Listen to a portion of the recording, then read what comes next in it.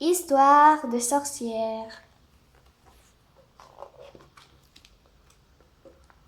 Bambola et le cil du singe. Bambola, la plus jeune des sorcières, a déjà réussi les 99 épreuves pour être une vraie sorcière. Le grand saut du balai, le concours de vitesse, la danse du chaudron, la traversée céleste en équilibre sur un balai à l'envers, les recettes pour disparaître et toutes les autres. Avant la prochaine pleine lune, elle doit réunir 3 poils blancs de la crinière d'un zèbre, 2 cheveux blancs de la crinière d'un lion et un cil de singe. Enfantin, se dit Bambola. Elle enfourche son balai et en moins d'une nuit, elle est au pays des bananiers. Au lever du jour, Bambola a repéré un troupeau de zèbres. il suffit de prendre la même direction qu'eux, pense-t-elle. Et bientôt, hop, elle plonge droit sur l'un de ces drôles de chevaux au galop et saisit 3 poils blancs. Gagné, souffle-t-elle, la mine réjouie. L'animal n'a rien senti. Bambola est déjà reparti. Tout là-haut, dans les airs, elle cherche maintenant la trace des félins. Elle aperçoit bientôt un lion au repos. ce sera facile, ce grand chat dort toute la journée.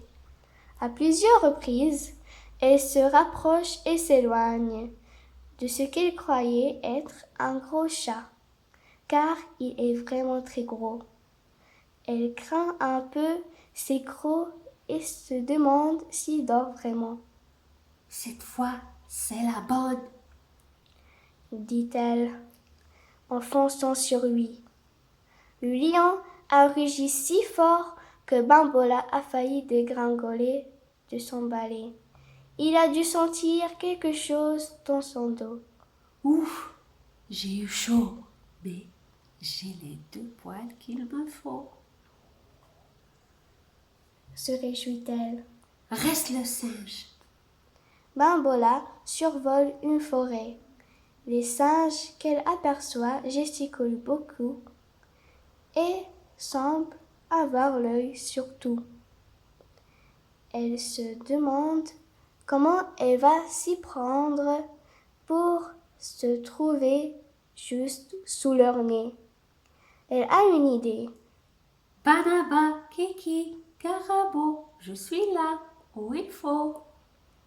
Le singe se demande pourquoi cette banane n'a pas l'air tout à fait comme les autres. Il l'ouvre avec précaution et la jette aussitôt lorsqu'il découvre Bambola.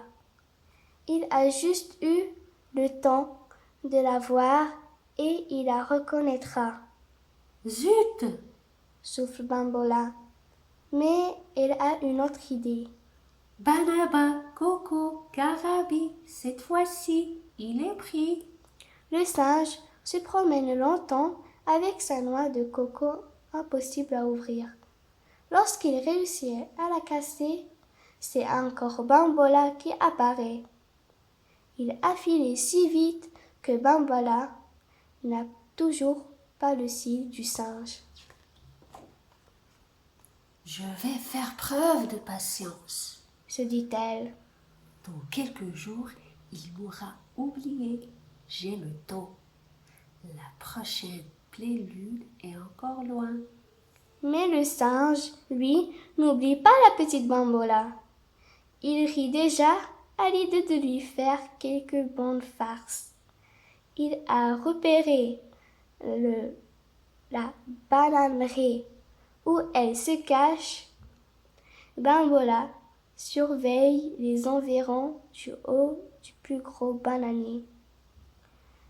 Elle se croit bien à l'abri de ses larges feuilles.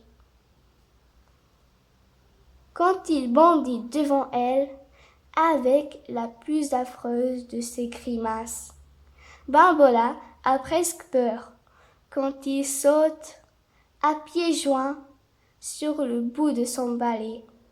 Bambola réussit à ne pas tomber. Mais quand il souffle dans une paille, d'où s'échappent 1001 fourmis qui courent sur elle, Bambola se met à sauter comme une puce en criant.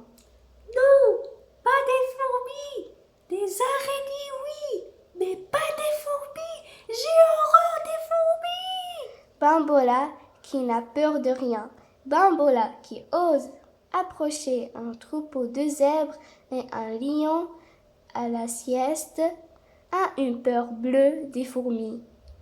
Elle fait des bonds, et pleure, et rit, et crie, tout en même temps. Tous les singes de la forêt assistent à ce véritable spectacle. Ils rient en se frappant la poitrine. Soudain, la sorcière vocifère. Chatouillis, chatouilla, chalombi, cabicha, chat suffit, comme chat. Sous le regard des singes ébahis, Bambola disparaît. Elle est rentrée chez elle, comme prévu, avant la pleine nuit, avant la pleine lune. Il lui manquait seulement le cil du singe.